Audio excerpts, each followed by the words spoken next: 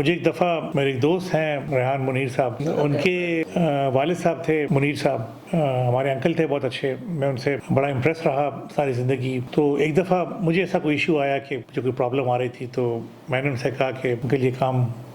میرا نہیں ہو رہا ہے، میں بہت کوشش کر رہا ہوں کہ پھر بھی یہ نہیں ہو رہا ہے۔ تو انہوں نے ریحان کو بلایا اور ریحان کو بولا کہ تم بھی بیٹھو، میں تمہارے سامنے اس کو ایک جواب دینا چاہتا ہوں، جواب تم بھی سنو۔ تو اس نے مجھے بولا کہ کتنی محنت کرتے ہو؟ تو میں نے کہا جی بہت محنت کر رہا ہوں، دن رات لگا ہوا ہوں اور ایسے کر رہا ہوں ایسے کر رہا ہوں، لیکن کئی سالوں سے وہ ٹھیک نہیں ہو کے دے رہا۔ انہوں نے مجھے کہا کہ اپنی محنت کو اور بڑھاؤ، پھر اس کے بعد اپنی محنت کو اور بڑھاؤ، اور پھر اس کے بعد اپنی محنت کو اور بھی بڑھاؤ، اتنا بڑھاؤ کہ اللہ تعالیٰ کو تم پہ ترس آ جائے اور جو تمہیں چاہیے وہ تمہیں وہ دے دے۔ تو ان کے کہنے کا مقصد یہ تھا کہ ہم جس چیز کو سمجھتے ہیں کہ یار شاید یہ ہم نے کوئی بہت بڑی محنت کر لی ہے، بعض اوقات تو محنت بڑی نہیں ہوتی ہے۔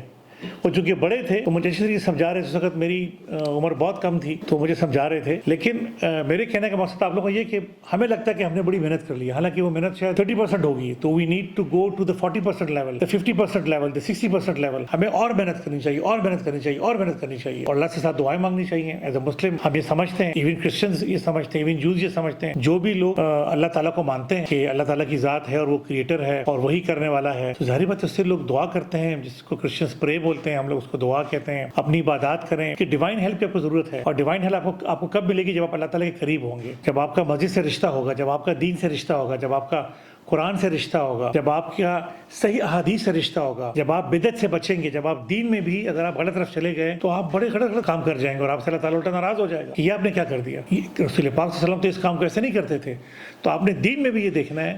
کہ آپ دین میں جو بھی کام کریں تو آپ نے اس میں بڑا ریسرچ کرنا ہے کہ کیا رسول پاک صلی اللہ علیہ وسلم اس کام کو ایسا کرتے تھے جس طرح مجھے بتایا گیا ہے۔ اگر مجھے کسی نے ایسے بتایا ہے اور وہ ایسے طریقے رسول پاک صلی اللہ علیہ وسلم اس طریقے سے نہیں کرتے تھے تو آپ اس طریقے کو فالو کریں جس طرح اس کو رسول پاک صلی اللہ علیہ وسلم کرتے تھے، کیونکہ دین کے معاملات کو ہم نے کیسے چلانا ہے؟ صرف اور صرف ایک طرح سے چلانا ہے، جس طرح ہمارے پروفٹ محمد صلی اللہ علیہ وسلم نے